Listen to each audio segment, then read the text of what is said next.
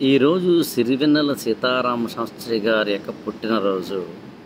ఆయన రాసిన పాటల ద్వారా, ఆయన మాట్లాడిన మాటల ద్వారా స్ఫూర్తి పొందిన నేను, నాలాంటి వారు ఎందరో ఆయన ఇవాళ భౌతికంగా లేకపోయినా ఆయన యొక్క ఆదర్శాల రూపంలోనూ, ఆలోచనల రూపంలోనూ, భావాల రూపంలోనూ ఇవాల్టికి నేటి తరమే కాకుండా రేపటి తరానికి ఎప్పటికైనా సరే తరం నిరంతరం ఒక ఆశా జ్యోతి, ఆత్మవిశ్వాసపు జ్యోతి అందించిన సిరివెన్నెల సీతారామ శాస్త్రి గారి యొక్క అడుగు జాడల్లో నడవడానికి చేసే ప్రయత్నాలు ఎన్నో.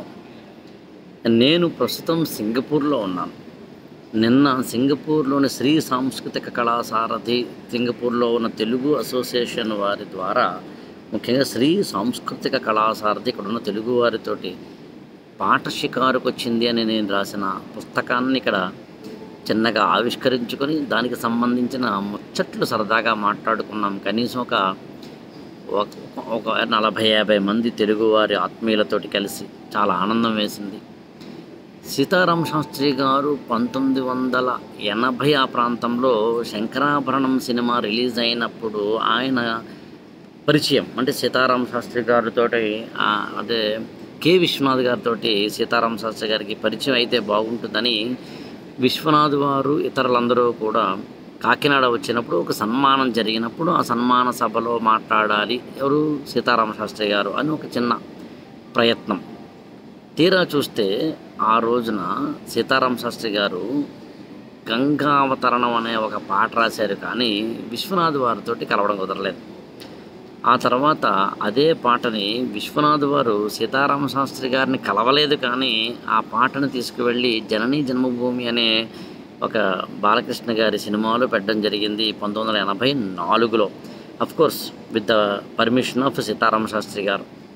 అప్పటికి ఒకసారి సీతారామ శాస్త్రి గారు కె విశ్వనాథ్ గారిని కలిసే ప్రయత్నం ఒకటి జరిగింది, కానీ అది మిస్ అయ్యారు. ఆ తర్వాత 1985 ఆ ప్రాంతంలో సిరివెన్నెల సినిమా యొక్క స్క్రిప్ట్ వర్క్ టైంలో సీతారామ శాస్త్రి గారిని పిలిపించి పాటలు రాయించుకున్నారు.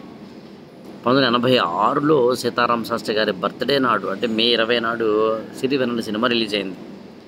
ఇదంతా నేను ఎందుకు చెప్తున్నానంటే, సీతారామ శాస్త్రి గారిని మిత్రులందరూ కలిసి కె విశ్వనాథ్ వారిని, శంకరాభరణాన్ని ప్రశంసిస్తూ పాట రాసి వారి సన్మాన సభలో నువ్వు కనుక ఆ పాట వినిపిస్తే అప్పుడు ఆ పాటను అనేక మంది విని, ముఖ్యంగా విశ్వనాథ్ వారు విని నీకు సినిమా పాటల కవిగా ఒక అవకాశం ఇప్పిస్తారు అని మిత్రుల ప్రతిపాదన.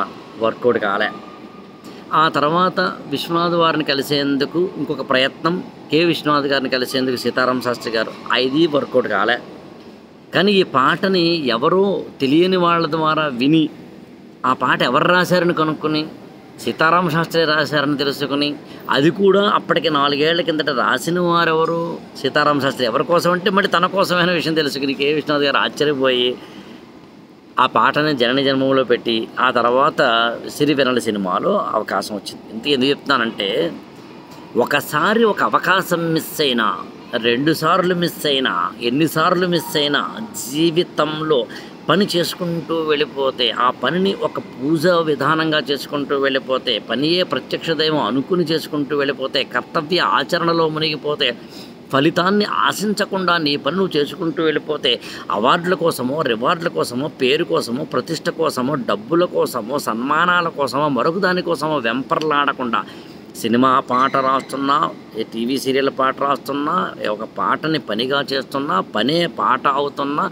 మామూలుగా మన జీవితంలో అనేక పనులు చేస్తున్నా, ఒక జాబ్ చేస్తున్నా, ఒక వృత్తి చేస్తున్నా, ఏం చేస్తున్నా మనం కనుక మన జీవితంలో ఆ పనిలో లీనమై, ఉన్మీలనమై, ఉన్మత్తమైతే కనుక అది ఒక అత్యద్భుతమైన మిరాకిల్ అవుతుందని, ఒక అత్యద్భుతమైన మిరాకిల్ అయినది చరిత్రలో నిలిచిపోతుంది అని చెప్పడానికి బహుశా సీతారామ శాస్త్రి గారే ఒక అత్యద్భుతమైన ఉదాహరణ.